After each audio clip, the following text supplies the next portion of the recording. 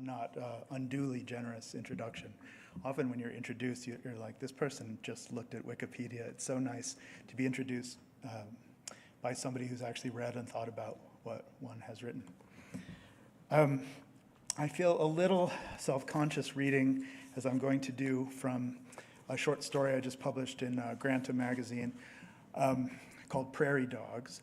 I feel self-conscious because here we are at a Buddhist institution, and of course so much of the literature of Buddhism is what you might call wisdom literature. This is not that. This is more like, you know, madness literature or something. Or at least neurosis. All right, Prairie Dogs. I'm gonna read about half the story. The original idea, I admit, was mine. I take responsibility for that, and not only for that. At a small dinner party my wife Helen and I hosted back in November, seems like a long time ago now, several friends, new friends, not people we knew very well, were complaining about how much time they spent on their phones. They were lamenting with early middle-aged fatalism that their phones had long since been getting in the way of their reading real books, of their conversations with their children, of their exercise routines and their work. I remember that what struck me at the time was that anyone at all was still willing to complain out loud, even fatalistically, about a battle between us and our phones that everyone else already agreed had been so completely lost that the defeat was no longer even mentioned anymore. And it was then that I had and voiced my ill-considered and ultimately disastrous idea. We should have a phoneless party, I said to the couple consisting of new friends, as well as the couple, the Charlies we call them, a man named Charlie and a woman named Charlie, who counted as older friends. I looked at my wife, we are still married, and said, why don't we have a phoneless party, a phone-free party? We could have it on New Year's Day, a day free of phones. I suggested that on January 1st, people could come over in the morning for brunch and then stay all day, hanging out and listening to records in our living room and or hiking, or if there was snow, sledding in the park, before returning to the living room and the fire, and in deference to our new friends' enthusiasms. One of them, the woman, Sandra, was, and I suppose still is, a psychedelic entrepreneur specializing in little color-coded pills, delivering different quantities of psilocybin powder representing everything from the most modest microdose up to a full-blown mind-rearranging trip. I also suggested that the guest room upstairs could function as a chill-out room, if that was still the term, for people who were tripping and didn't feel like engaging with the whole living room social experience. And if there were MDMA takers among our guests at the phoneless party, these too could be accommodated in their own room if they liked, for example, in Helen and my bedroom. And anyway, the whole scene and event could function as a be-in, a term I knew hadn't been current for 50 years and used or more, and used facetiously, of undistracted company and recreation, facilitated by, among other things, the absence of our phones that were otherwise, not that I said this part, that would have been unnecessary, all the time breaking up our attention into scattered, meaningless fragments of amusement and dread. It's like they do this at plays and concerts these days sometimes, said Sandra, such a wholesomely pretty white woman with broad, vaguely rural features and immaculate peaches and cream skin that she might have been the model for a fascist propaganda artist of some kind who'd already warmed to the idea. They make you hand over your phone. Exactly, I said. We have this old wooden trunk in our bedroom. I could lock the phones in there. Helen, too, seemed to like the idea, possibly because of the prospect of our taking a bunch of drugs with friends as if we were still young. Not so long ago, I joked to her when she'd been pressing me to take edibles before a movie, that youth was about telling yourself you really needed to stop doing so many drugs, while middle age, as it turned out, was about telling yourself you really needed to start taking more drugs. I should mention that Helen and I don't have any children, only a cat named Harriet. So for us, there was really no excuse not to spend more of our weekends becoming wiser, happier, more sexual beings by way of appropriate doses of mushrooms, MDMA, weed, etc. And in truth, it was usually me who dragged his feet before this prospect. I suppose I was afraid that weed or mushrooms would only sharpen my attention to the horrors of the world, both the discrete grinding horror of collapse and the more spectacular horrors of state-led or freelance massacres, not to mention natural disasters, and on account of these hovering intimations, I feared I might not have such a good trip on mushrooms or edibles at all. Meanwhile, as for MDMA, I knew that rolling, was that the term anymore? On Molly, was that the term either? Couldn't do much for me so long as I continued, like approximately half the people I knew, to take my daily SSRI. If we're going to do this, Helen said brightly, we should send out an invitation soon. That way people can arrange babysitters. Helen, I won't physically describe. She's a beautiful woman with little besides kindness in her eyes. But I find that once you are married, and my sole experience of the phenomenon so far, many of my friends, having been married at least twice by now, would be better qualified to say, you don't really see the person anymore after a while. Instead, you merely recognize them. They become so familiar in their features as almost to forfeit their features completely, a little bit as if they were your own feet or something, which you never paused to study or even to see before pulling on your wool socks. Oh yeah, great idea. We can hire a dog sitter, male Charlie was adding to the conversation, being, with female Charlie, the owner of a large, beautiful, and needy Great Dane by the name of August, a name I'm sure I'll remember for the rest of my life.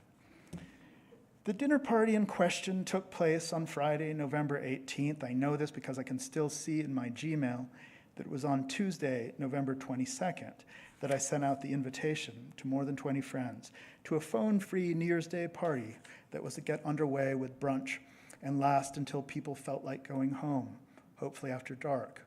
Not that the arrival of dark, as the email didn't need to say, indicated such a long day when the days are so short, not even 2 weeks past the solstice, and our house lies so close up against the foothills to the west of town that the sun will have set on early winter days before 3:30 in the afternoon. The big box liquor store out on Kiowa opens at 8 a.m. 365 days a year, so the sign posted on the sliding front door tells you, and already at 8:30 a.m. or so on New Year's Day, when I went out on behalf of our guests to buy some gin and mezcal for brunch time Bloody Marias, or Bloody Marys and Bloody Marias, respectively, it was apparent that this was an exceptionally windy day.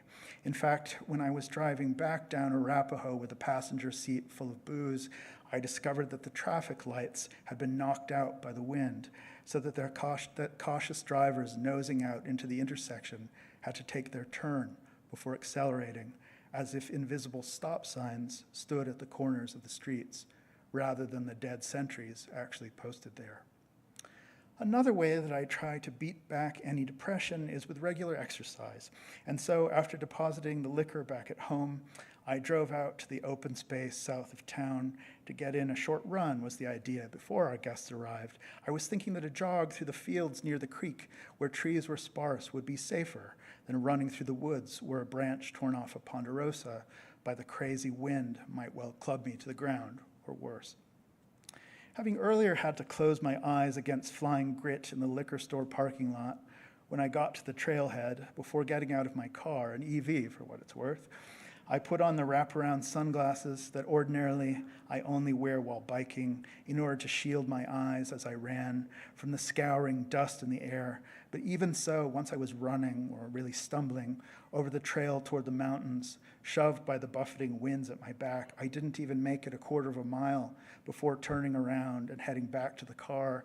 Out in the field south of town, there was no one else to see at 9:30 a.m. on a New Year's Day characterized so far by merciless winds of, as I later learned, 80 to 100 miles an hour, except for a young woman, no doubt a professional dog walker, walking 4 dogs on separate leashes through the pummeling air. And I was concerned enough for the young woman's unprotected eyes, she herself had no sunglasses on, that I offered her my wraparound sunglasses, only to have her look at the author of this gesture as if he weren't at all the good man I was meaning to be, but only a strange one.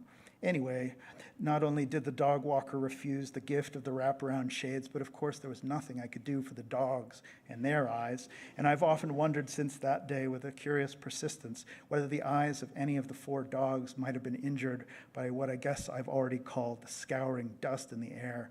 When I wonder this, I always think also of the crazed ticking sound of the dry grasses rummaged or ransacked by the wind, these grasses making a sound, it seemed to me at the time, of so many wristwatches, not that wristwatches are worn anymore, having gone insane all at once. Back at home, I asked Helen whether I should maybe text our friends and advise them to venture out only with ski goggles or wraparound sunglasses, as if they were still coming over for our phoneless party, that is. But sensibly, she insisted, these are grown-ups, they can take care of themselves. And indeed, none of our guests arrived at our house complaining of any injured eyes. It was only a few days later that we learned that Sophie and Tim hadn't made the party because Sophie's right eye had been hit by a particle of glass flung through the air, and she and Tim had therefore spent the day at one of the urgent care outfits in the strip malls east of downtown. For brunch, we'd laid out in the kitchen an array of bagels and bagel trimmings, as well as vegan and merely vegetarian spreads. We'd also set up a station for Bloody Marys and Marias, even though a number of people wouldn't be eating anything or drinking beverages other than water, the better to absorb the psilocybin and/or MDMA they planned on taking. Are you going to take some Molly? Helen asked me hopefully before the first guest had arrived, and I reminded her that MDMA was unlikely to have any effect on me given my course of antidepressants. Oh, right, she said. You could take mushrooms? Rather than reiterate my fear of having a bad trip if I were to take drugs at any time during the remainder of the 21st century, I just said that it seemed to me that there ought to be at least one totally sober person at the party in case of any eventualities. What eventualities? Helen wanted to know. I said, if we knew what they were. We might as well have had kids, she said, not unpleasantly, if you were going to be this square. No one says square, I said. I'm going to take some drugs, she went on, adding that she might take both some psilocybin and some MDMA. I think the kids used to call that candy flipping. Sarcastically, she said, like at Burning Man in 2003. For the shortest segment of a moment, I wondered why someone should speak of the futuristic year of 2003 as if it were decades ago. I think I'll keep my phone on me, I said, just in case. But it's a phoneless party, Helen protested.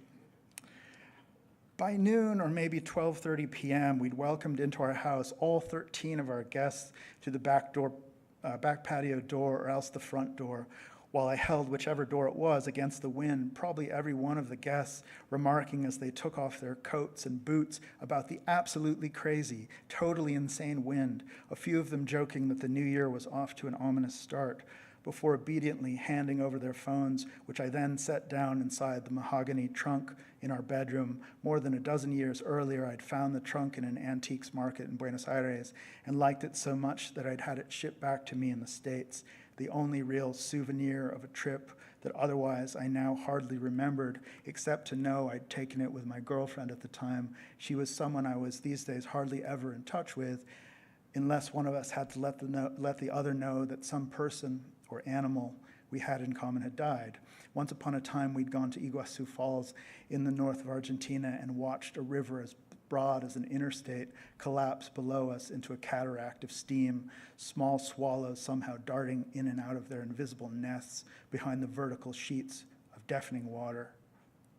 It can't have been 2:30 p.m. yet before the party had sorted itself out into sober enough people listening to LPs in the living room and MDMA takers in our bedroom and elsewhere outside in the yard or upstairs in the guest room, people tripping hard enough on shrooms and or Molly as to want a little privacy. Meanwhile, I saw Helen go off, I didn't know where, with Rachel and Dan, admittedly a very attractive couple, looking a little wistful and perhaps even guilty as she went. Not that we hadn't already discussed and both signed off on the possibility of, some extramarital activity one of these days if the spirit moved us, a possibility that didn't seem very probable to either of us, but that we'd allowed for anyway. Now that Helen was leaving my sight, it seemed to me a more melancholy fact that nothing was likely to happen for her than it would have been had a threesome actually promised or threatened to take place. In the living room, after making sure all our guests had all the drinks or drugs they required, I put on a Sun Ra record, which had seemed adequately psychedelic for the occasion, but that once it was spinning sounded dirge-like to me with its disorderly trudging horns, so that before the first track had even concluded, I turned the stereo over to my discreetly hulking friend Alex, a college friend who'd played tight end for 2 years. Alex had brought over a Boards of Canada vinyl reissue for the occasion. In fact, it was a record that, in CD format, I listened to a lot back when the techno or IDM of the first George W. Bush administration had sounded to my ears like the front edge of now. Against the seething oral wallpaper of the, to my ears, vaguely dysphoric and minatory clicks and bleeps and swells of what I believed to be Boards of Canada's second album, Male Charlie was soon telling a humorous story about a French friend of his and female Charlie's, a medical anthropologist who'd recently visited them here in this college town at the edge of the Rockies and, in spite of his, the anthropologist, travels throughout much of Europe, Asia, and the Middle East, 3 regions of the globe I myself generally did my best not to think about, let alone visit, found himself freaked out and almost frightened at the, to his French mind, very large and aggressive squirrels of Central North America. I was going to ask whether the French medical anthropologist hadn't even ever been to New York City or someplace like that on some previous trip to North America, because didn't they have the same kind of squirrels there of more or less the same very frightening dimensions? But no need. This very same question was presently posed by a guy named Rob or Doug, who'd accompanied Sandra and her husband at the party. I never heard from or about this generic male personage again. It was a bit like having a joke about some current event occur to you and placing it in the search bar of Twitter or X or whatever the doom-scrolling microblogging platform was called these days, only to confirm that dozens, if not hundreds of other people had already hit on the very same joke as you, and there was thus no need for you yourself to make it. Yeah, I know, he's definitely been to New York, said Male Charlie about the squirrel-menaced Frenchman. I guess the squirrels weren't the main thing he noticed there. Male Charlie, a tall and very handsome, I guess we have a lot of good-looking friends, half-Asian environmental consultant with a man bun, made this unobjectionably ordinary remark in the same tone of affable, accommodating decency that tends to characterize everything he says. And it occurred to me that I'd always had some difficulty talking to this Charlie for the simple reason that, not least because he was, and no doubt still is, in such good physical shape, physical as well as mental shape, nothing at all seemed to be wrong with him. I'm not sure that I was even always very good at meeting his eyes. Talk of the antic and threatening squirrels of North America, to which all of us were nevertheless totally accustomed, led in a moment to discussion of a more problematic local rodent, the prairie dog, whose colonies were often being flooded by county officials with poison gas so that the Hamas-like network of their tunnels beneath the fields couldn't be enlarged in such a way as to ruin the prospect of successful irrigation for local ranchers enjoying grazing rights on such publicly owned land. I guess they're doing what they have to do, said Sandra's husband, Christopher, but you can't help feeling bad for them.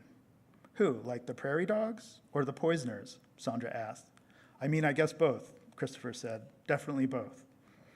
Personally, I had attended a town board meeting to speak up and object to the gassing of the prairie dog colonies, suggesting that it was on the contrary ranchers and their cows who would do better to leave the land. After all, the contribution of prairie dogs to climate change is surely negligible, something that can by no means be said of methane-emitting cattle, not to mention that death from poison gas must be unpleasant for mammals of all kinds, not just so-called human beings. But on the occasion of the phone-free party, I kept this opinion to myself, not wanting to disrupt the conviviality of our friends, and instead simply ventured that capybaras, the large and tolerant buck-toothed creatures from South America, were a rodent that everyone liked and could get behind. I know, Sandra said. Our daughter saw one. We tried to keep her away from screens, but someone showed her a picture of a capybara. Search terms, Doug/Rob, or maybe it was Tom, weirdly muttered. And from like that day, Sandra went on, all she could think of was that she wants a stuffed capybara. A plush toy, Christopher clarified, no taxidermy. And it turns out, Sandra said, they just don't make them. No capybara plush toys. You can't even order one from Ecuador or wherever, not even Peru. Things seem to be going pretty well, I thought. Here you had a cheerful, facetious, and occasionally informative discussion of a variety of rodents that would no doubt soon turn into a similarly cheerful, facetious, and occasionally informative discussion of some unrelated topic or other, and then another topic, until the sun started going down and beyond, with everyone having a pretty good time at our New Year's Day party, when it occurred to me that I genuinely, and without even having had a drink, let alone taken any drugs, didn't know what year it was. Neither what year had just ended last night, nor what year it had already started being today. I mean, I knew, of course, that it had to be 2020-something, with the last two digits in the lower or middle 20s, but I didn't know what the precise number was, or if we were in the midst of the first or second term of President Biden or Trump. And therefore I thought, something is happening to me, something not good to my brain.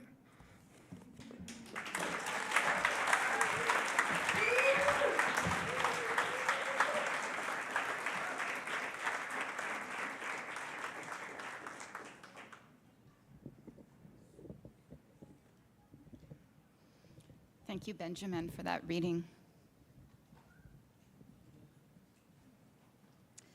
I get to introduce my spontaneous collaborator and friend, Hinojosa Gaxiola.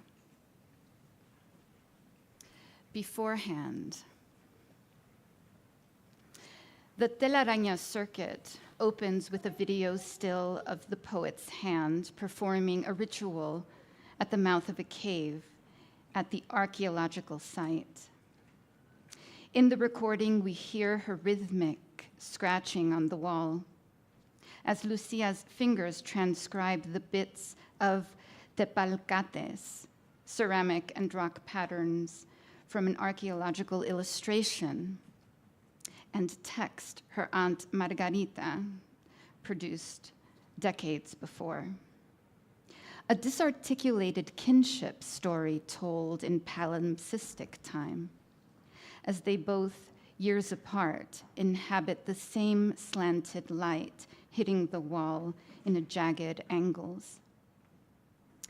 It's an ancient music, the scratch recorded in these poems. We also sense in the scans of her handwriting the crisscross hatch, the crisscross back and forth, and the erasure, the hand impressing itself on the page. Every mark on paper is an acoustic mark, Susan Howe affirms. Lucia's work itself proposes that to listen involves the whole body. These are glyphs to decipher, X-rays on the chest cavity, a warm impression on the pillow of where the elbow had been. We learn to read anew, to turn our heads slightly and study the page as a field, and the field, excavation site, river, dirt plot, as a text. In the poem Mantra, the person becomes a document that can be translated into a list of the elements that make up the human body, elements shared with other mammals, insects, plants, geologic matter. Telaraña is woven with an ample notion of connection, wide and deep. The poet discloses the surface of the page as a meeting place for vital ancestral relation, a nowhere, a now here. Lucia's oracular work touches something fundamental about poetry as it moves through language, the way a wave moves through water. Poetry animates and roils human speech, and how the churning language moves through our bodies, animating, displacing, roiling us. Mouth to ear transmissions. Poética de susurros. The reader must learn to lean in closer while she makes a net, a whisper network. And I think that's the name of our collaborative enterprise, you and I. welcome Lucia up to the stage.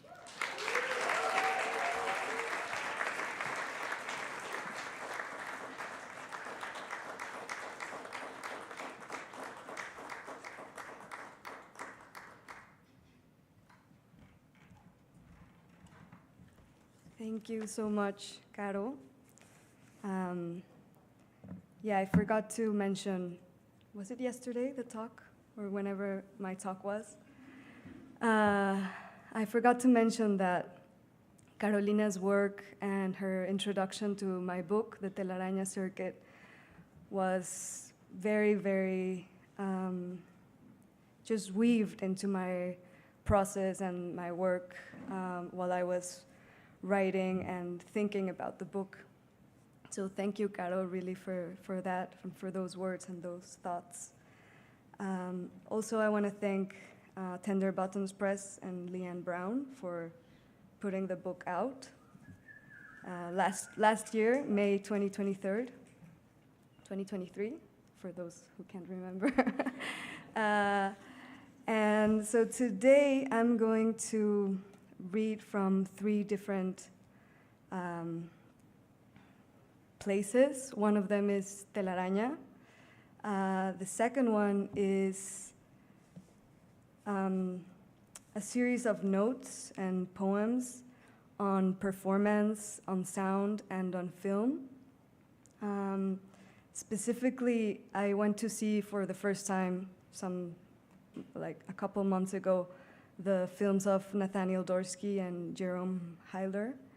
And I was just so impressed by what is attention, what the mind is when it's attentive, and thinking of this idea of the mind as a projector. So it's a series. I'm going to mix the poems about or on film and the poems on performance and sound. I'm also going to read in Spanish and English. And I'm going to start with Telaraña.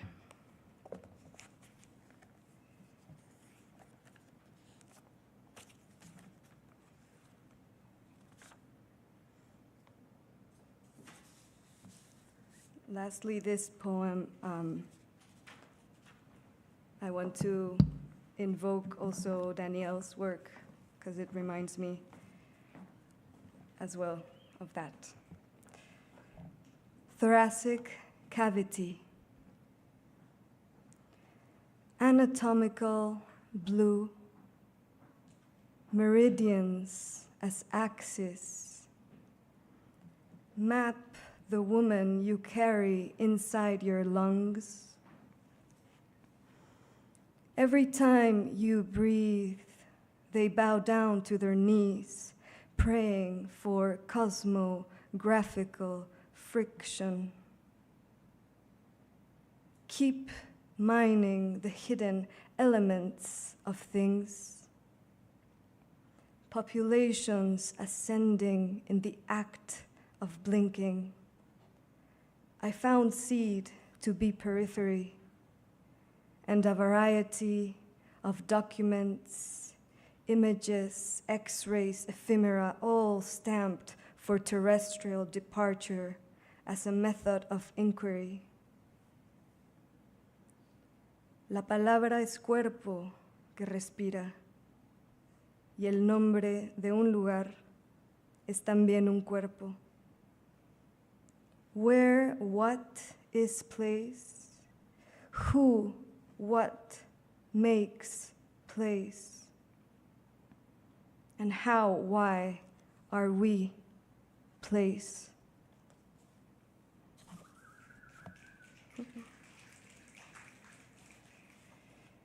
We evoke a prayer from the longitude of a note. The sound has already disappeared, but its frequency is still held in the room, moving certain objects. Decibels might be measured in inches or in centimeters. It doesn't matter because both absorb time as a fragment. What arises, though, is multiplicity, and that we are temporal bodies released by the concept of an edge. How we might elevate the thread And by that she meant the resonance of what is hidden is the question that must remain open, like a note that never ends. I am looking for the form, she said, or the raw material, specifically from the plane of its existence. It was existence. It was a search for a perceptual practice, like the sensation of matter over the surface of your skull, or water as the architecture of memory. A game of awareness, a game or profusion. Allow the ecstasy of thought to come inside the pipes while your jaw is locked, thinking of perception expanding like a future transmission or the actuality of mystery. Oh, now I see her tactile mind flowing in the conduit of experience. The destination of speech under soil. Years later, we heard her murmurs. Like a script while taking notes, she sat in front of a table. Every stone held unending narratives, a totemic aspect of extinction. Similar to words, these rocks, they travel, recombine, disappear somehow while passing through the metaphor of a highway. This is revealed again. Desert wind, like a trance property, searching for ancestors. In the dream, there is no center, but time arises, at least in the beginning, when matter dissolved. Your family came in a boat. A traveling water molecule joined the last helix. They came from and descended from a margin. Then an aunt told me that Julia married a man named. He did the snake dance. You arrived too. In the dream, there was a van and no borders, just the border of reality. Your family helped me look for Julia, her sediment still composting the Sonoran desert.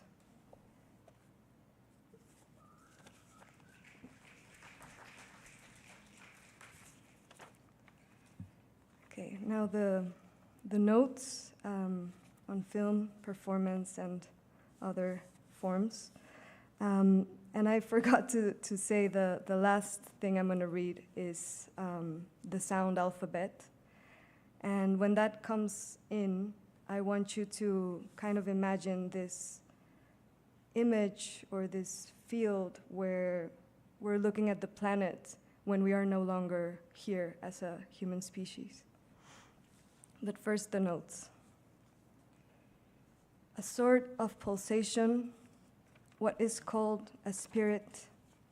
It's a quote by Antonin Artaud. The doors opening like a radio broadcast, mineral transmission, the expanded body. Constelación número 2. Viento voz fluctúa como palabra constelada. Para sonar al suelo saca tu voz amuleto, voz oxígeno, voz de mañana. Recoge cal entre los pasos del soplo, voz memoria, sedimento que atiende al horizonte. Constelación 3. Hebra y hembra, diosa metálica, tu composición química aún desconocida. Purity advancing, then melting, the theater, pulse, presence, cinema gaze, silver glow, the prism rising. The mind is a projector, montage, mountain, all eyes ascending, film gliding, Impermanence is gold-like. Reflection ripples. La mente es un proyector, montaje, montaña. Todos los ojos ascienden, cine desliz. La impermanencia es dorada y la reflexión ondula. Serpent. Serpent rides the light at 43 frames per second. Neurons counting gasp and glimpse, tempo, the sun riddle, tempo, contracting race, tempo, chemical skin, at the theater's nightfall, spool ride, a bardo poem. Words of Mercury. Flor fenómeno, mirando fluidos corporales. Oh roja intención, sueño ilegible, inscripción de lava. Flower phenomena, looking at body fluids. Oh red intention, illegible dream, lava inscription. Oh guide me, words of Mercury. Vamos trazando lo invisible para volver a desaparecer. Constelación número 7. A ritualized performance. Postpone it until it leaks. Register your ethereal presence in the multiplicity of dimensions. Goddess is chemical, ephemeral I. It is the resonance, the one who speaks. Find them, the voices, in the echo cloud. Wind grief smudging across the blinking era, reverberation of fluorescent dialect. Your shadow walking ahead of you, attached to the rope of time. Lavandería. Mientras tiendes la ropa sucia, cristaliza la energía de tu ojo. Llora para hacer brillar y así atiende a los flujos de experiencia.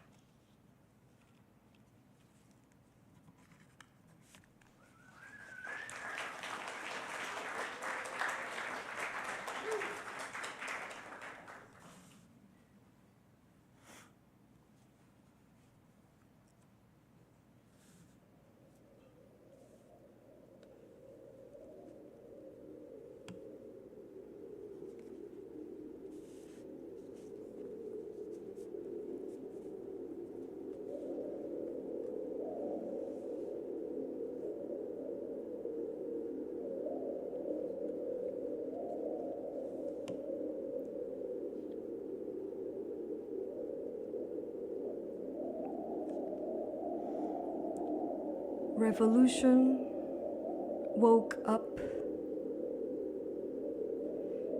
as we spin on behalf of language. Water spills unnamed alphabets. Whisper to me this long, distant pilgrimage towards vestige, towards morning, towards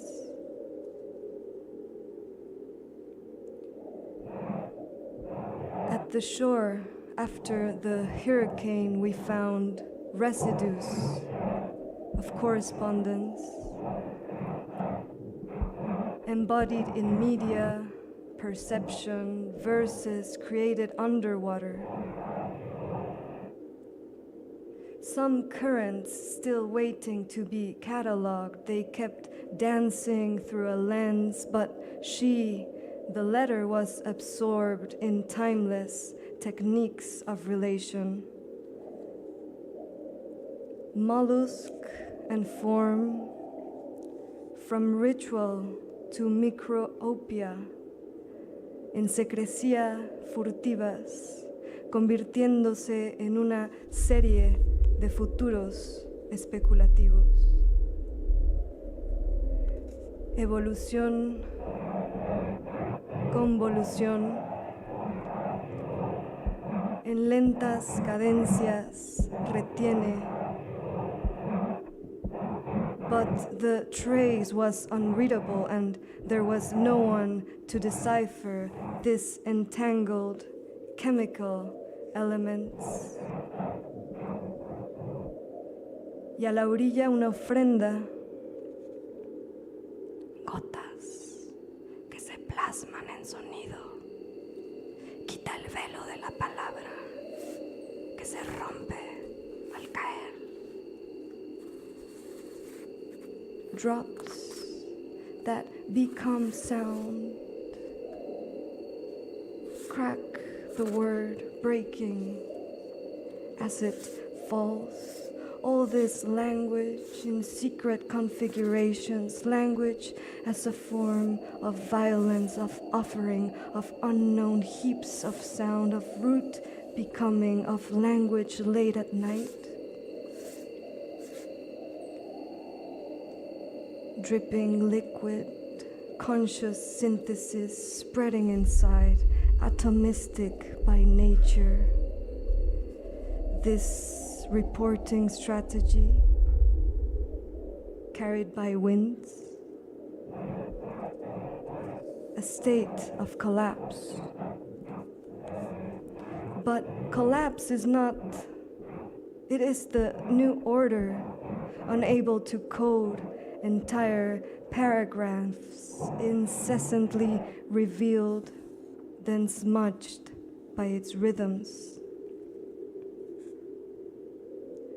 Decomposed letters like self-generating wombs, said the crypto-ethnographer. Oh, the shadows, the tiniest fragments, unknown glyphs, sculpted sea creatures, enclosed in petroleum, falling down to earth. Contours of salt, of hydrogen lingering here. Currents come with messengers, hours of oration, revolved synapses. But when nature is displaced and God is no longer a technocrat, whisper voices to debris, to morphology, to hurricane vomiting letters to unknown alphabets. The oracle, to whom it may concern, a future that is not documented, a future not dependent on measure, a future that is unawarded, generated from decay. Let's see, let's feel a future that is not yet, that is not yet, not yet.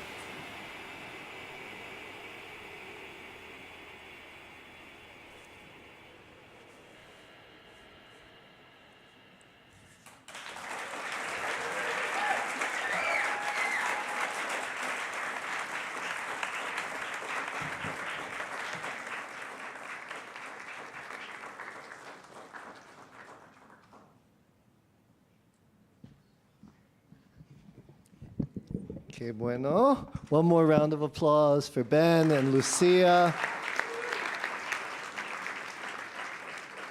We'll take a 10-minute intermission and be back at 8:15.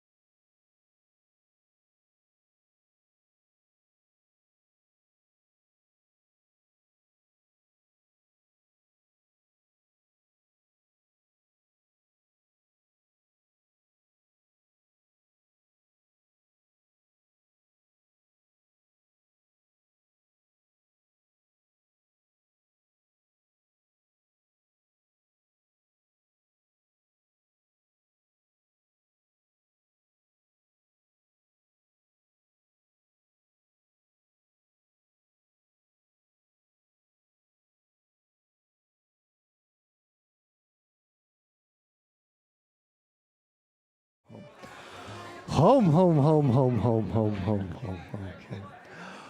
Home, home, home, home, home, home, home, home, home. Home, home, home, home, home, home, home, home. Home, home, home, home, home, home, home, home. Home, home, home, home. Home, home, home. Okay, bueno, you're only 5 minutes late for that intermission. It's just not bad for Naropa time, all you friends out there on the internet, all you friends. All right, Jason.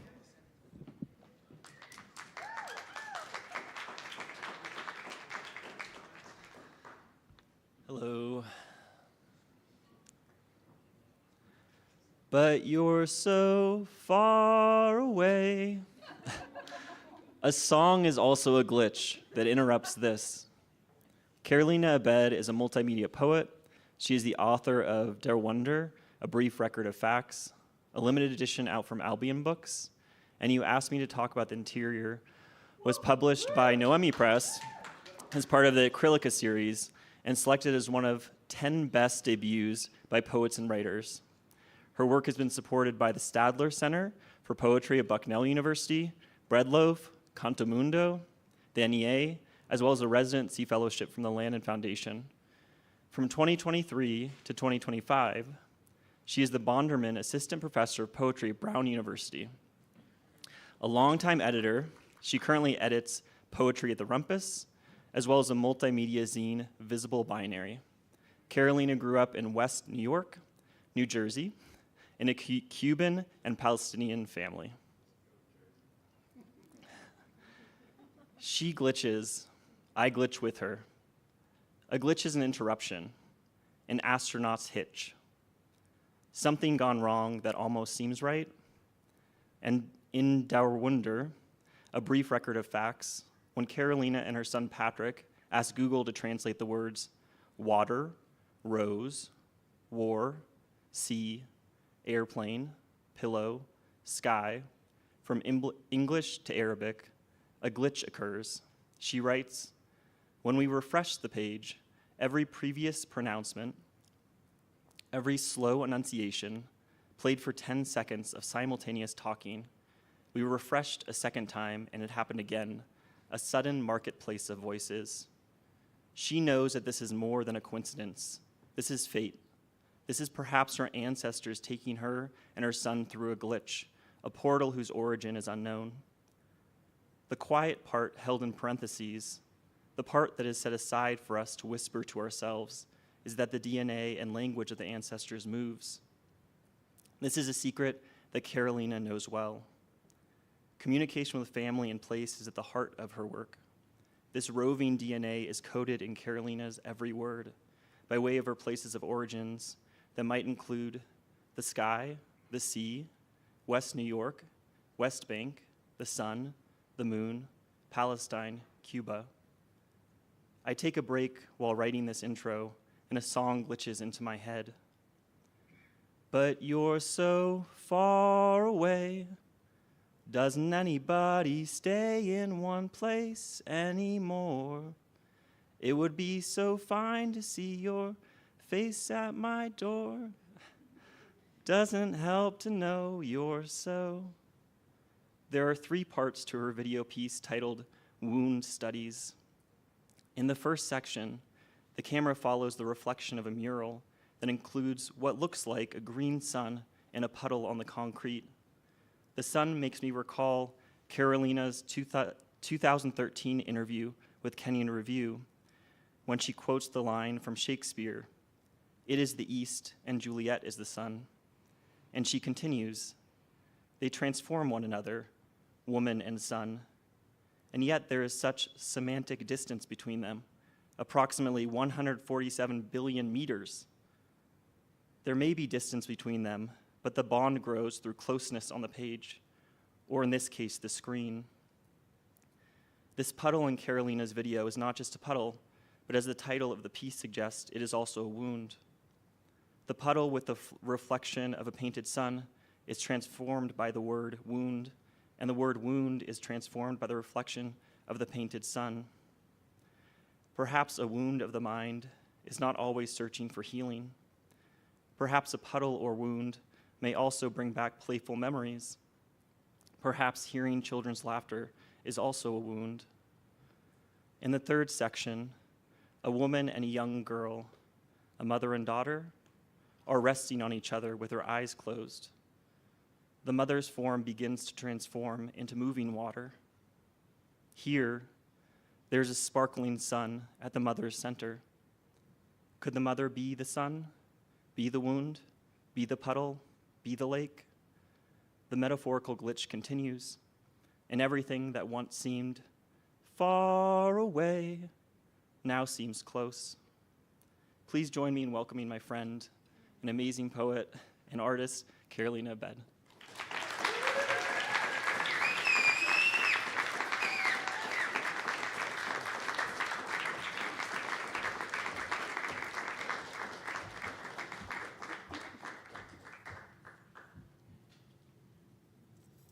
Doesn't anybody stay in one place anymore?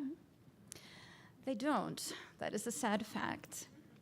Thank you so much. He asked me, what should I do for your introduction? And I said, sing me a song. I'd like to invite Lucia up here. That is her spot. Lucia and I are going to perform for you. First things first, reading glasses. And I need to give some thank yous.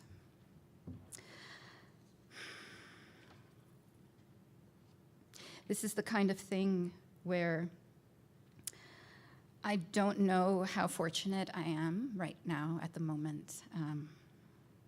Later I will. So I'm in some ways speaking to that future self. But to be up here in the 50th anniversary on this stage, I want to repeat something that Anne has said, keeping the world safe for poetry is what we're doing. I want to thank Jeff, my fellow traveler. I want to give big shouts to Swanee and big shouts to the luminaries in the back who care so much about sound and light and keeping time. Shouts to my students with whom I listened and to whom I listened very closely. To Ed Bose, a big thank you for supporting me with all of your cinematic attention. Yeah. And to Anne, again, who thinks of this connection with poetry as a vow, and I find that so meaningful. Thank you. So tonight, what you're going to see is I'm going to show a work in progress behind me, which is for you like looking through a family album and working with my family archives that are from these diasporas that were just mentioned. And Lucia is going to, as she puts it, sonorize the archive with some cool drone sounds and frequencies that I'm always wanting to reach. So thank you. And we can begin.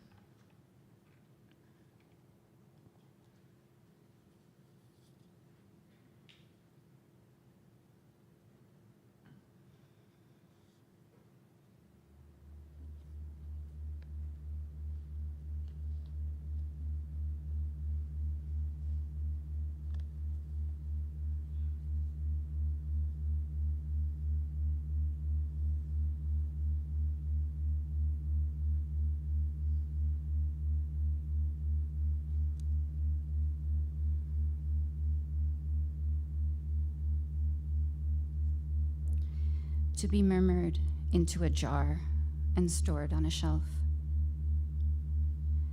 Silueta for the feeling of in front of. Silueta for the feeling of during, of upon here, a beneath. Silueta for alongside. Silueta for instead of. Silueta for the feeling of in spite of. For nevertheless, for insofar as. Silueta for among them.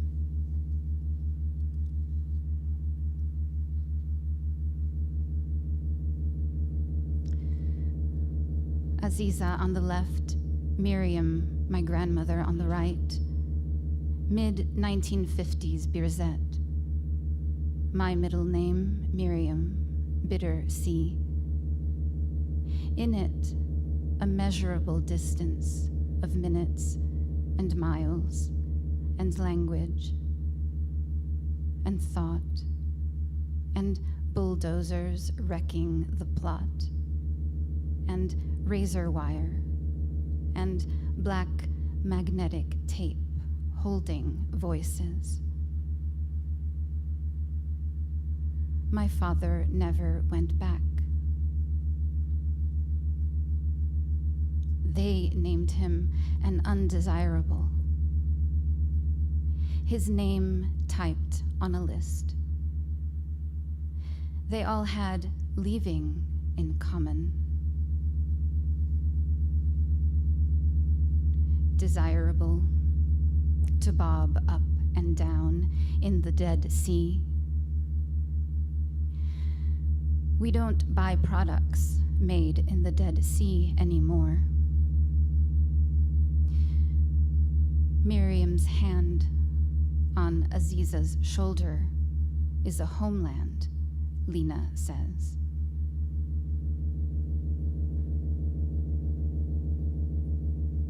Always I spell it grateful. To spell it grateful is to admit the circumstances of one's life come down from a great diminishment into smaller shreds. Are you grateful? Yes, says the shred part of the voice. In it, my Lord, the head becomes a seed inside the seed pod rattle. My Lord, something irreplaceable, irrefutable, dies, something iridescent from the river to the see the registers hidden in the cochlea, hidden in the gray matter, my Lord, in it, the old pillow flipped over and back, a deposit of, you say you don't remember your dreams. You search for them like helicopter light on bushes, Lord.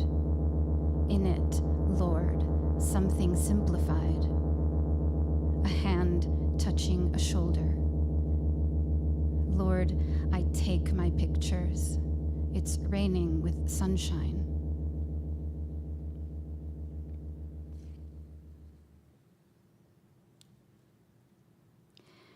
Disambiguation of Maria.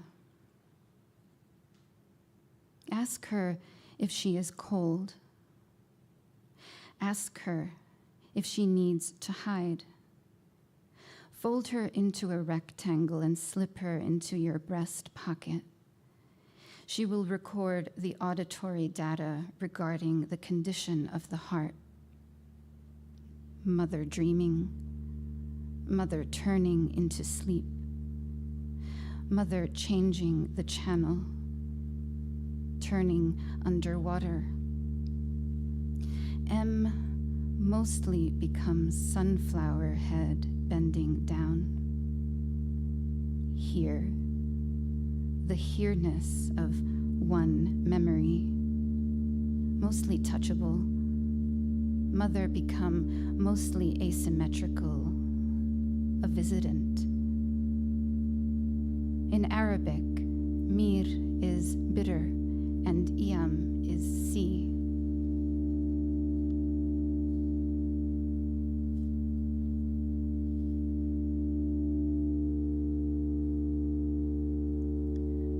Psychogeography.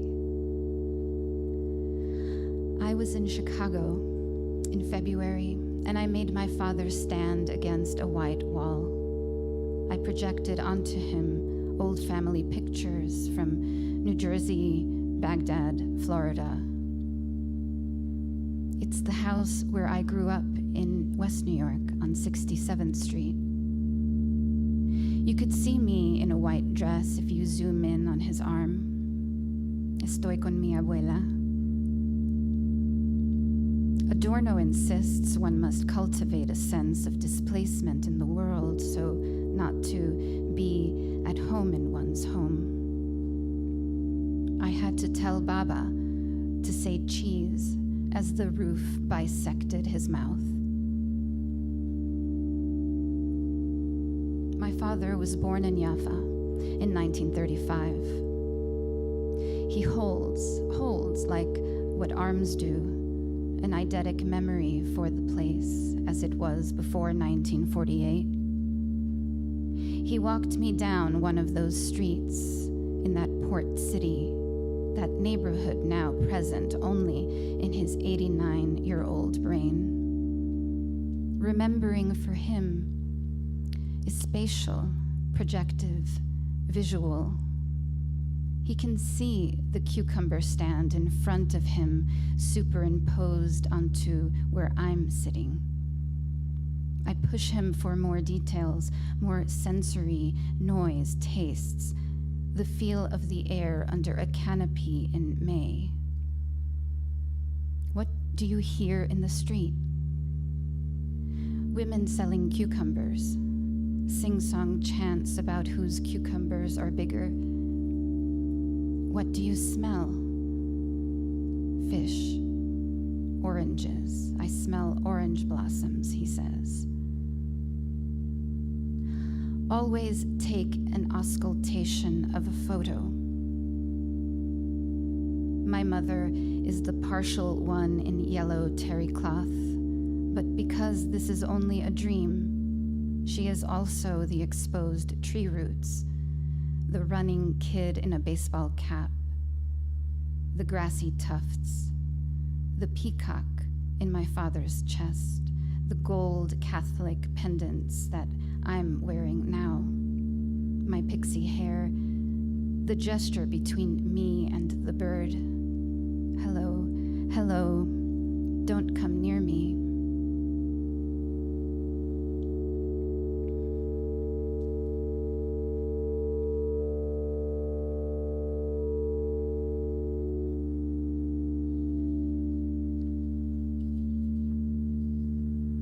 What would you bury here? What would you plant? The box of milk teeth, or quiet ashes, a quiet hatchet for a line of lustral trees. What plants are native to your area? Afraid, love, wakefulness, ashamed, sorry. Where would you plant it? Terrace, greenhouse, backyard garden, window. I learned of the woman who plants flowers in tear gas canisters for hanging gardens.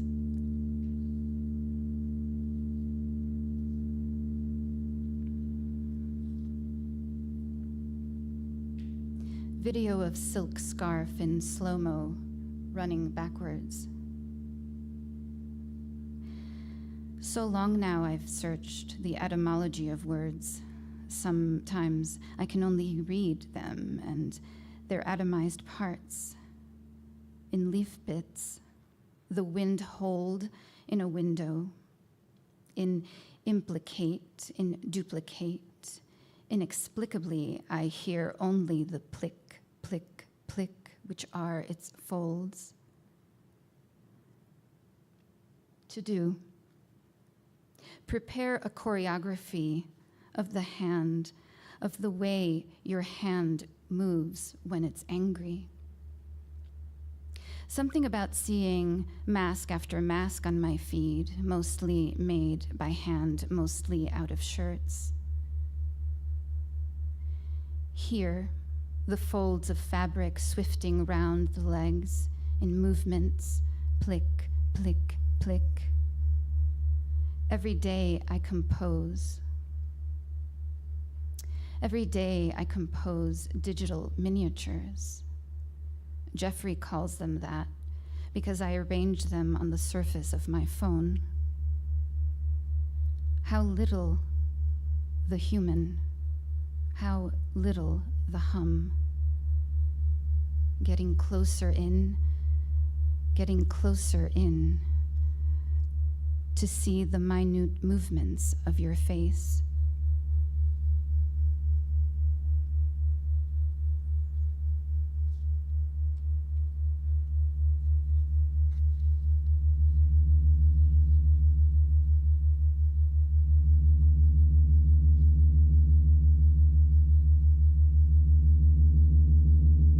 If I grew out of your winter thought, purse, chest cavity, I would be plant-wise, wiser for the spiny edge and milk veins. This wonder's so ancient, so Mesopotamian. Look at Miriam, who covers her mouth when she laughs. Look at Miriam, who wears her dress like a casket.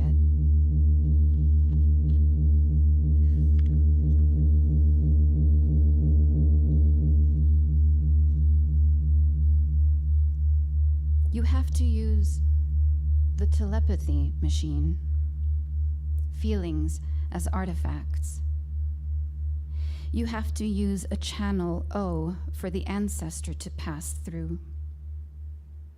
Yawn her up from the white space in alphanumeric names, their cambered Arabic numerals, a Semitic pneumatic, a Numen. Emerge the information out of the sound.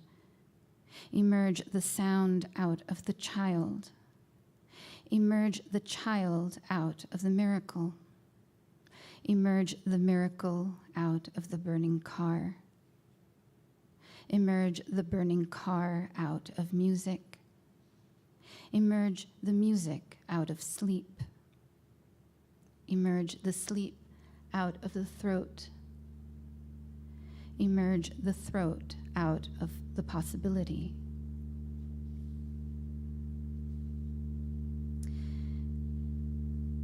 Hippocampus controls short and long memory, named horse plus sea monster or seahorse for its shape, though the man who described the anatomy first called it a silkworm, then changed his mind. The silkworm eats of the mulberry leaves. From holes in its jaw, the silkworm excretes threads in circular movements. Whirl a world, self-cocooning. In this video, the brain lights up, where a new memory forms.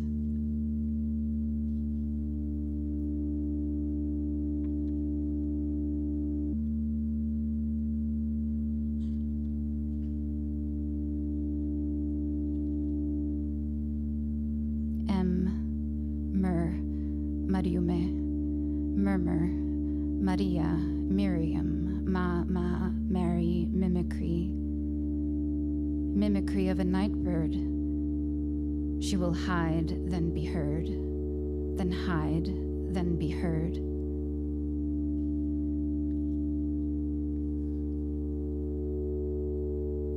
Appall is the verb to grow pale, while pall, the noun, comes from pellis, skin, altar cloth, coffin cover. Cover your open mouth, Put your phone in the air, videos of the body wrapped in cloth under flowers, Shirin Abu Akleh, over shoulders, repetitiousness of corpses, processions, wailing, public mourning, phones in the air, hand-covered mouths.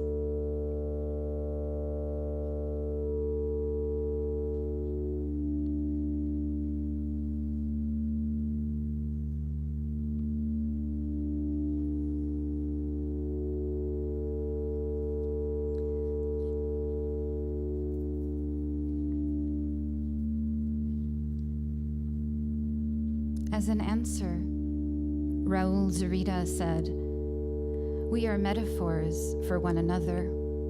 Troy is an image for all future defeated cities. Hiroshima, Aleppo, Gaza." Even when talking about destruction, there's an enlivening quality to his speech and presence. You can almost run your hand along the sharpest edge of it.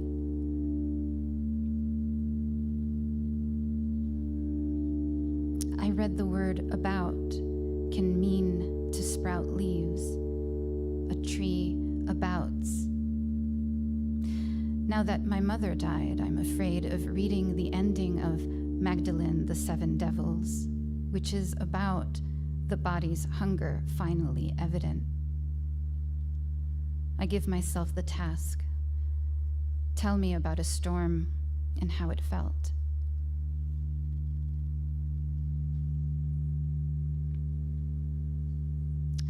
Oh, in the halo, oh, in the bone, 42,000 years, the oh, a morning sounds. And ritual time from vulture, mute swan, bear, the O of the orchard. Unreachable O at the center of the god of no. O like a strand of beads turning about the wrist. Individually addressable one, who will sing you into the ground?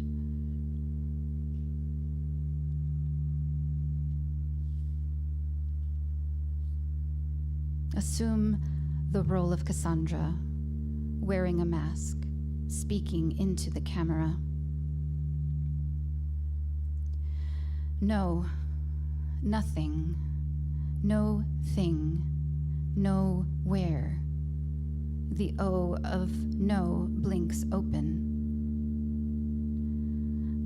I think that you think that I think too much about grief. It's not only mine. We're in the same current. You won't hear it blazing always in the unprocessed wind under the voice recording. I wear my nerve halo, a handful of seeds, a breakdown in the blood-brain barrier. It's come to this. The interstate with star-shaped plants and mile markers that multiply one's belonging. Can you hear the low pulse tree growth consuming the fence? Books are states of consciousness, a record. What won't finally kill you, you eat its tongue. Wholly, I'll make the alphabet for interrupters, malcontents.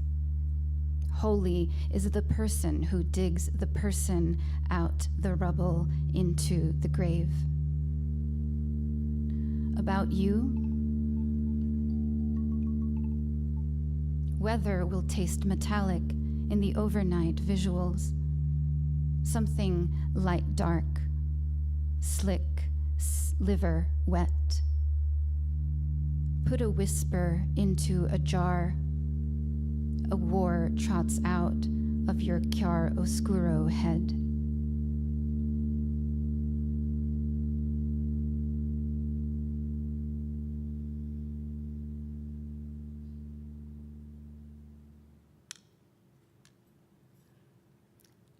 Thank you very much.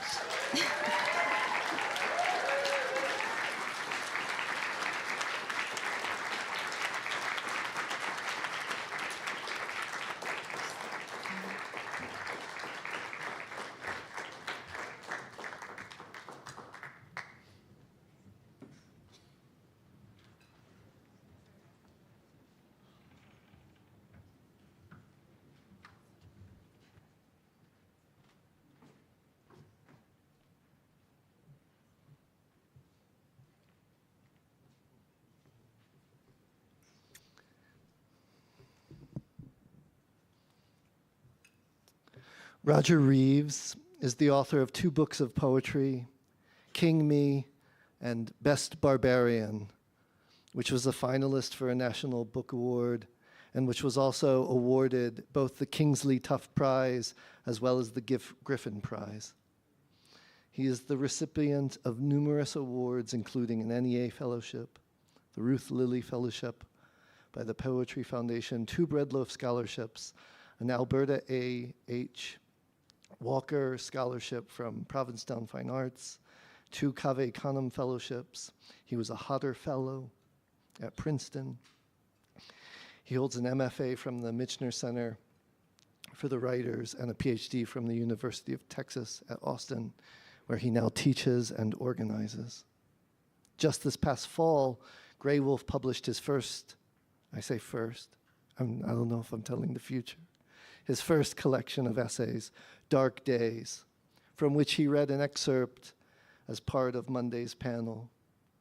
The collection bears the subtitle Fugitive Essays, and like his poetry, the essays are interested in forms of freedom, improvised or carved out from the forces intent upon violent definition, and through violent definition, further violence of exclusion and domination.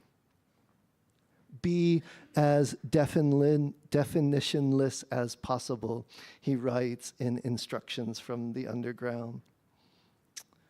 Roger's own poems are protean and chimerical, shifting from lyrical registers, ecstatic, surreal, prophetic, erotic, and elegiac, to vernacular ones, combining nearly all the resources poetry has in its repertoire into counterforces to those very agents and drones of anti-blackness that would reduce person to body, body to corpse or commodity, and all to annihilation. Counter or otherwise than that order of the day, like Césaire, Roger's work intends a vision and song of expansive imagination, of resistance to and reckoning of both the history and the contemporaneity of colonialism and anti-blackness and all the forces of capital.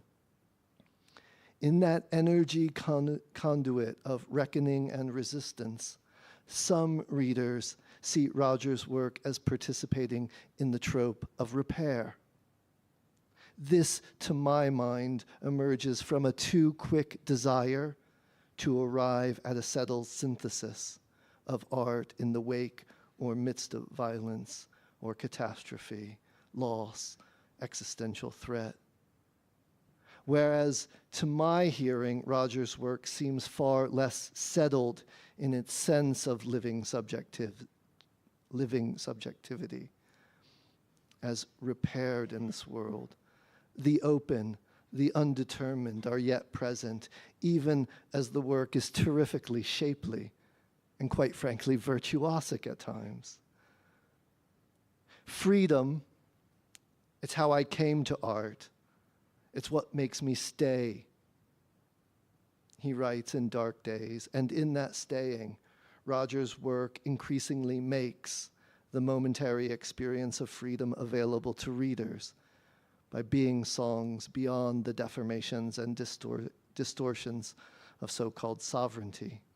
Through our inhabiting by reading aloud these lyric bodies, we gain access to a kind of prosodic fugitivity, an orchestrated evasion, or straight up or leaping the law or other necropolitical powers would hope to obtain. The ruined world of state and capital powers. Roger's lines have a dynamic and fluid prosody that moves between or can encompass both the personal and historical, verse architecture or monumentality, and bidding itself were Hopkins' terms for these dimensions of lyric expression. And in Best Barbarian, these capacities are most resonant in the poems after the poet's father's death. And in the final poem of the collection, For Black Children at the End of the World and the Beginning. From the beginning to the end and to the beginning again, in brilliant and fugitive song. Please join me in welcoming Roger back to Naropa.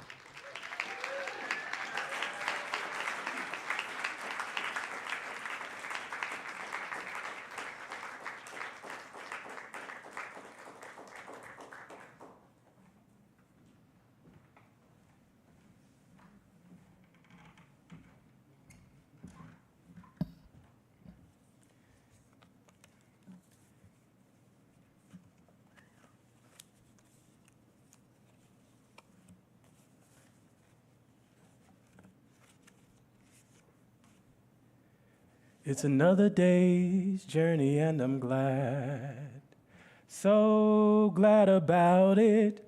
I'm so glad about it. I'm so glad about it. It's another day's journey and I'm glad. I'm so glad to be here.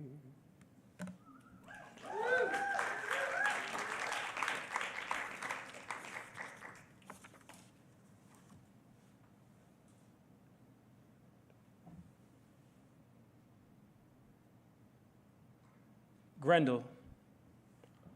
All lions must lean into something other than a roar. James Baldwin, for instance, singing Precious Lord. His voice is weary as water broken over his scalp, and a storefront sanctified church's baptismal pool all those years ago when he wanted to be somebody's child and on fire in that being. Lord, I want to be somebody's child. And chosen water spilling over their scalp, water taking the shape of their longing, a deer diving into evening traffic in the furrow drawn in the air over the hood of the car, power, and wanting to be something alive and open. Lord, I want to be alive and open, a glimpse of power, the shuffle of a mother's hand over a sleeping child's forehead, as if clearing the city's rust from its face, which we mostly are. A halo of rust, a glimpse of power. James Baldwin leaning into the word light, his voice jostling that single grain in his throat as if he might drop it or already has. I am calling to that grain of light, to that gap between his teeth, where the many of us fatherless sleep and bear and be whatever darkness or leaping thing we can be. In James Baldwin's mouth, my difficult beauty, my weak and worn, my future as any number of angels, which is not unlike the beast Grendel, coming out of the wild heaven into the hills and halls of the meat house at the harpist's call, with absolute prophecy in his breast, and a desire for mercy, for an end, for a friend to drifting in loneliness. And in that coming down out of the trees, out of the hills for once, bringing humans the best vision of themselves, which of course must be slaughtered.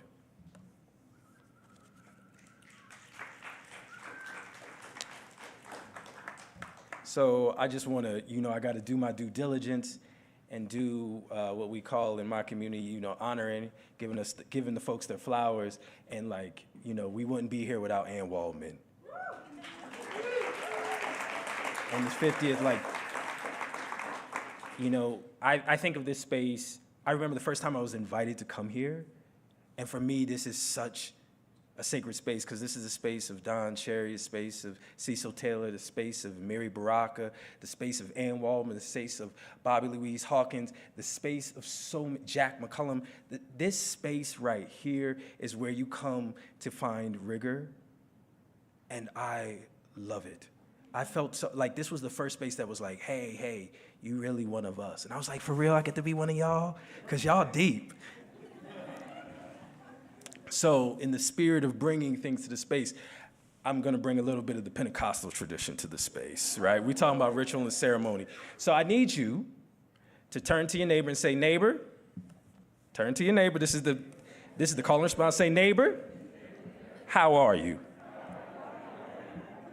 And truly see how your neighbor's doing. All right, now say neighbor. Neighbor. Let's get loose.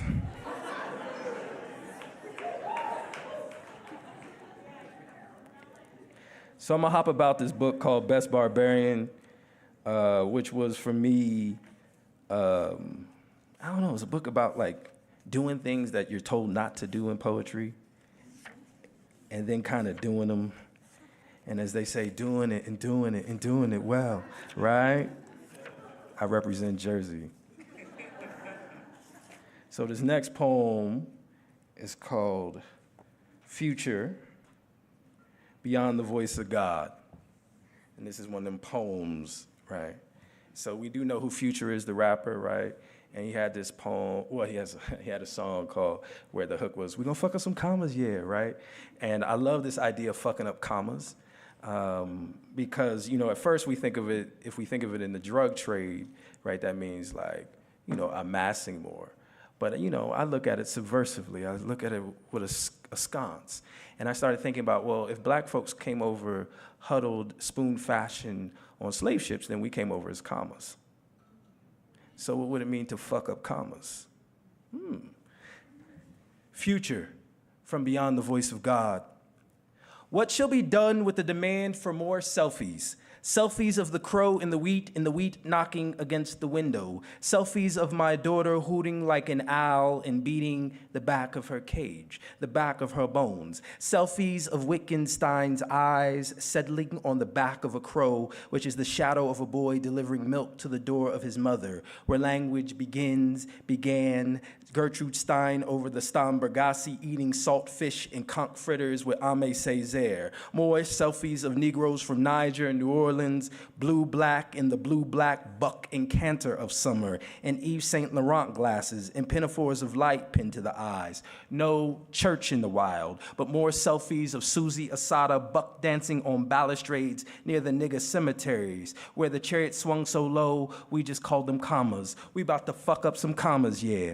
Gerrymander and Jack Johnson the shit out of shit. Why do white women love black men? Because we eat cold eels and think distant thoughts. Jack Johnson, we need more selfies. Selfies of Frederick Douglass's pen removed from the gashes in his feet, and writing hot checks for Rolexes and rivers our bodies just can't cash. Wade in the water, children. We about to fuck up some trauma, yeah. Selfie and holler, yeah. Instagram at the ashram with Lil Weezy and Wardell Curry Jr., not senior, busting 3-pointers, yeah. On behalf of a local charity that sends mosquito nets to children in Africa, the Sudan, Niger, I don't know. Tiger, tiger burning bright. Tiger, tiger hanging from the streetlight. Distant thought. I'm so in time, I'm out of time. So selfie, I'm healthy. I'm saying though, you know what I'm saying?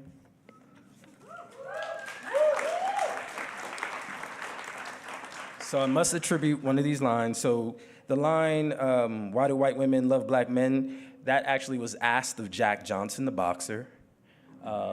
Because he had, if you know anything about the history of race in America, you couldn't date, outside.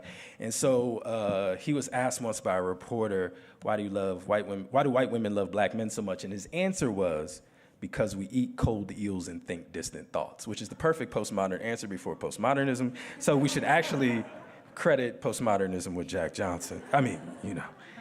And just if you didn't know, Wardell Curry is Steph Curry of Golden State Warriors. That's his birth name. So I was talking with some of my students this week. Shout out to my class. They was rocking it. And one of them was saying to me, like, oh man, I hate the way poetry is kind of passive, where we just sit, right, in the seats and we just like, the poet says a thing, right? So I encourage you to co-perform with me tonight. Co-performance is what they call in jazz, right? When the jazz musician's improvising, he's looking out into the audience and trying to see what they want, right? And he's changing up the sort of improvisational moment to sort of appeal because he's looking, right? So, you know, y'all are helping me make this reading. So y'all can whistle, y'all can shout, y'all don't have to stay stolid in them chairs if you want to get if you need to move around, if the Holy Ghost move you, let him move you, you know what I mean? This next poem's called After Death.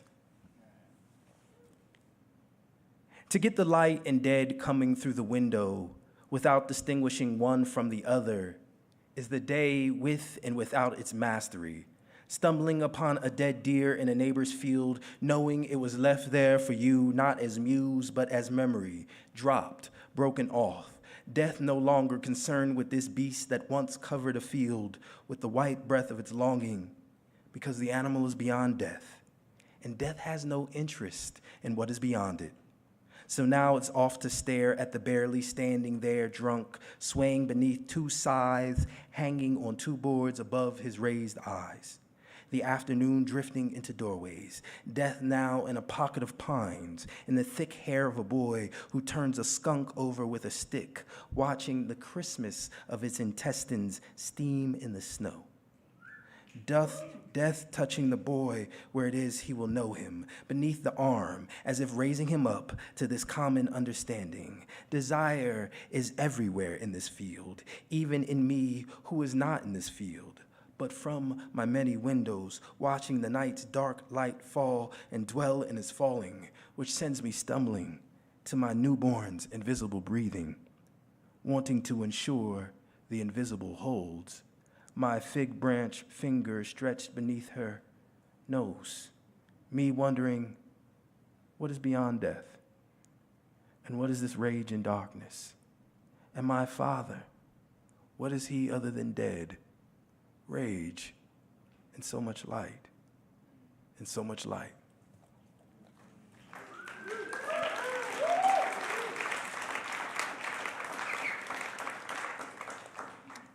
So this is a poem I'm about to read that I would never have written probably without Naropa. And what I mean by that is I find this to be one of the most ambitious artistic spaces that one can be in as a poet. And so I think I wrote this after my first time coming to Naropa in 2017. And that was also simultaneously that fall, there was a great, how do I say this, moment in hip hop when Black Thought, a member of the Roots out of Philly, does a 10-minute and 6-second freestyle. Look it up on YouTube. It is one of the best things you could ever see done, right? And so the first line or two lines of this poem comes from part of the freestyle. And there's a bunch of like cited text in this. This is a very sort of poem that has a lot of, I just want to give, I'm just telling y'all that so y'all don't think it's all me. But I'm like, this is very kaleidoscopic and patchwork, but I think of this space as the type of space that would help me build this poem. So this poem is called Rich Black or Best Barbarian. When our consent was against our will, as in it is said during slavery, Negro children were encumbrances, often advertised in evening papers as lagniappe, the petite largesse of luxury living, as in Scipio, baptized 1760, likely Negro boy, about a month old to be given away, into the sea as in below the harbor near Edisto Island, Ebos swung low in the chariot of their calling to be carried home and walked on the bottom of water until handsome homed, as in the way we lay, we mimed a body of water, so died for the want of water, bearing this plow and flower, this bit in scold's bridle, this muling leather, this blood loss, this goodbye gone, but one gone ain't always equivalent to another, as in all silences are not the same, as in all money ain't good money. What What silences are you responsible for? What gems have you jiggered into crows, cajoled to sing in the pines and pages of poetry magazines for a prize? As in, there is no succinct definition of exile, as in black is the black ain't, as in everywhere the bucks went clattering, the police bristled in the way, as in form forgets fugitivity is the original human form, as in best put on your best barbarian, as in this gospel is large enough that anything can be said about me and you, your mama and your cousin too.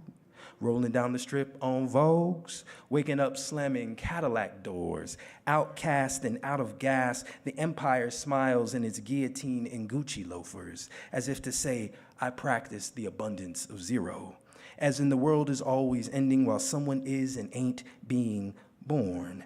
As in, motherfuck the weather, come and join the band of wild Negroes dancing the antelope and Holy Ghost in Gadsden, Gethsemane, and Georgia. As in, leave the angel to his centuries of death. Leave the police dog of our future in his heavy paws below the whites only signs and water fountains dreaming of bucks between his teeth and a healthy 401k or Roth IRA to ease into old age and the arthritis of chasing everywhere the bucks go clattering, as in the black and blur or the bright blur of black, as in the Negro must still be moving, which is the original cinematic motion of ghosts, gardens, and ex-slaves, as in address yourself only to freedom, to the seed, the forest, the swamp, the night, the rain, the river, the rat, the snake, the panther, the tree, leaping in and out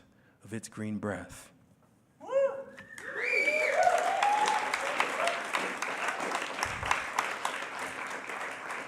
Are we doing all right, neighbor? Ask your neighbor if they're doing all right. See how your neighbor's feeling.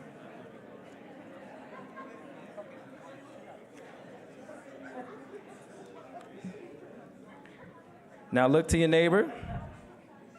Look at your neighbor. Say, neighbor. Neighbor.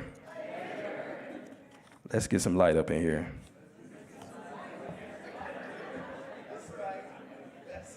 Yeah, let's go. So this is for all my Northeasterners.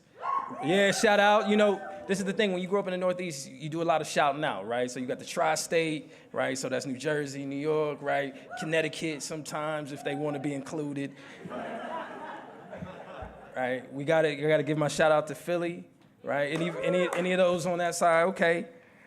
So this poem comes about because, you know, I hadn't been back to Philly for a while, and my mom was like, I think Montague was with us. I think we went to Philly.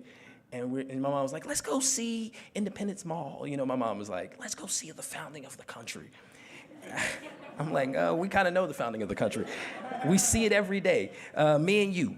And so we get there, and what's interesting is I hadn't been there in many years, and we find, I don't know how we find this woman who was talking, and she was like, hey, they're doing an excavation of Independence Mall because what they found was that in some of the founding fathers, in their basements, they had hidden dungeons. And so this was a thing I've learned. So in that area of Philadelphia, right, where you go see the Liberty Bell with its crack and, you know, you feel all patriotic, what happened was, and they found this in George Washington's home, was that, so there used to be a law that you could only keep your enslaved peoples in your house in the sort of north, above the Mason-Dixon line, for a certain amount of time before you had to repatriate them to the south. Fucking sick, but you had to repatriate your slaves to the south. And so what people, like, it's not like jumping on Southwest, right? And so what people did was they would hide basically their slaves in these dungeons for the amount of days that they needed to sort of prove that they repatriated, and then they would bring them back. So this poem comes out of sort of that moment. American landscaping, Philadelphia to Mount Vernon. Who would have thought too much simultaneity? The swan planters hovering above the wind-beaten statue of the Virgin Mary that cast her gaze down on the repainted lawn jockey, his brown face spreading out over his white cap. a small rebellion or merely an inarticulate hand overzealous in restoring race back to its place in God after winter makes heathen the heaven of horticulture. This is America calling. The golden pollen of spring blinging every available sedan, stone porch, puddle, and satin blouse hanging from a smiling white line into yellow salvation or forgetfulness. A black dog antique in its hunger for my daughter's hand through a fence. My daughter and her machine in wonder, willing to give. It is as if every moment is praying for whatever is above it or just outside of its grasp. The dog for a hand, the lawn jockey holding his absent lantern out in front of him for the virgin whose eyes, no longer there, Januaried away by the blizzards, salt and wind, stutter with a brown streak I won't call bird shit, but rusted water dripping from the corrugated roof above. Even the flies in the earliest part of this sentence twitch above the sidewalk as if being accused of neglect, infanticide, murder, ending the empire in order to start another in their own image. But what is an empire fashioned in the image of flies? Mistake. It's not a lantern the jockey holds out in front of him, but a black hitching ring for masters to tether the tamed because they lack mastering, though not the jockey who stands on the wind in paving stones like Jocko Graves, the slave of General Washington, who froze to death and folded in snow on the banks of the Delaware River, his lantern out in front of him, awaiting his master's return as he had been ordered, and Washington, so moved by Graves' frozen obedience, constructs a statue of dead Graves holding a lamp at his plantation home in Mount Vernon. Even in death, a slave must labor, though I knew nothing of these clothes, when on a Ferris wheel overlooking the muddy, syringed and bottle banks of Philadelphia, I kissed a girl through the tin smog and chemical plant perfume and carried that kiss through the year, touching newspaper edges of blankets, the backs of hamburger buns to my lips, to remember the dimming summer. Sheepishly, backing out of a door, it hurriedly burst through. Only in America will the sons and daughters of slaves kiss the sons and daughters of their masters and remember it as an opportunity to be human.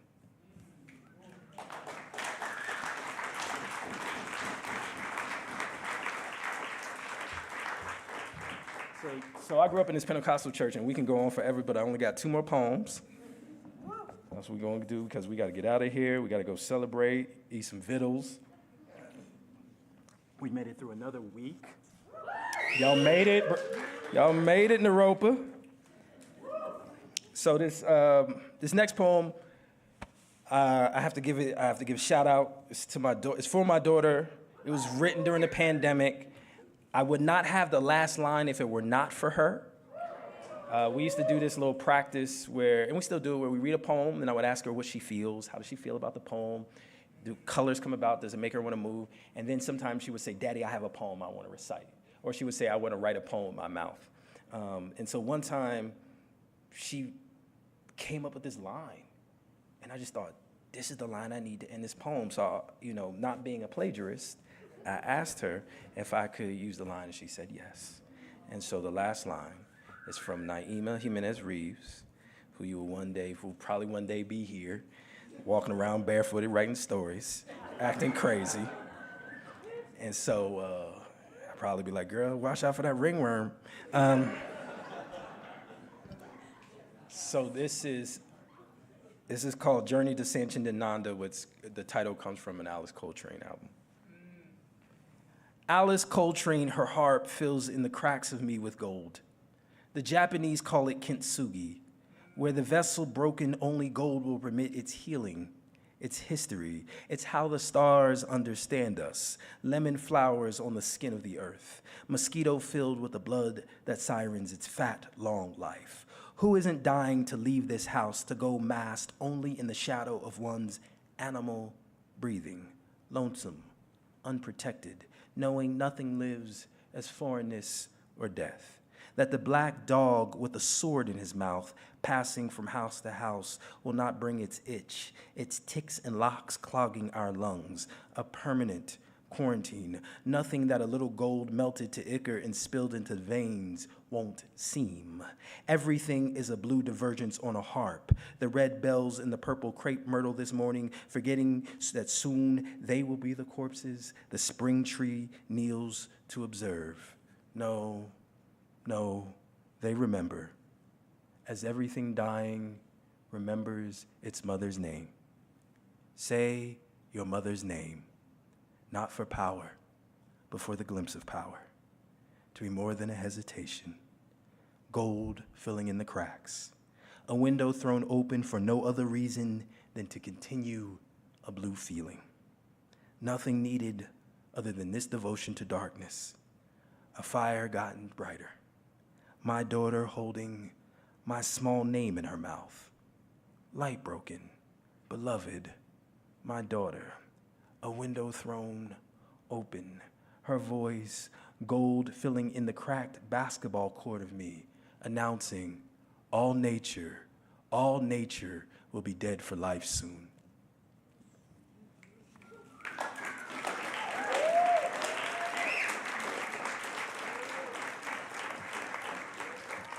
So I thank y'all so much for hanging with me, being good to me. This last poem is for all of us. Children, listen. It turns out, however, I was deeply mistaken about the end of the world. The body in flames will not be the body in flames, but just a house fire ignored. The black sails of that solitary burning boat rubbing along the legs of lovers flung into a Roman sky by a carousel. The lovers, too sick in their love to notice a man drenched in fire on a porch, or a child aflame mistaken for a dog, mistaken for a child running to tell of a bomb that did not knock before it entered in Gaza with its glad tidings of abundant joy. In Kazmira's, a god is weeping in a window, one golden hand raised above his head as if he slipped on the slick rag of the future. Our human kindnesses, unremarkable as the flies, rubbing their legs together while standing on a slice of cantaloupe. Children, you were never meant to be human. You must be the grass. You must grow wildly over the graves.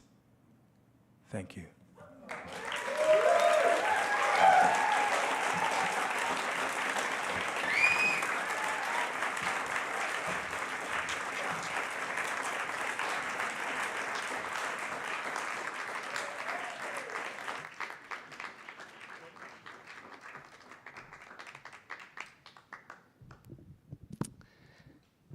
Que bueno.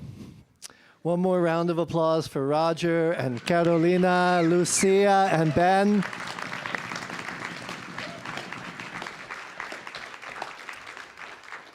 This is the end of week 2 of summer writing program. We got one more week to go, which is to say the rest of next coming week on Tuesday and Wednesday and Thursday and Friday and Saturday. This space will be alive with expression, performance, and poetry. It is free and open to the public. Tell your mama and your papa, your brothers and your sisters, all your kin beyond the binary. We welcome you. The rest of the evening is yours.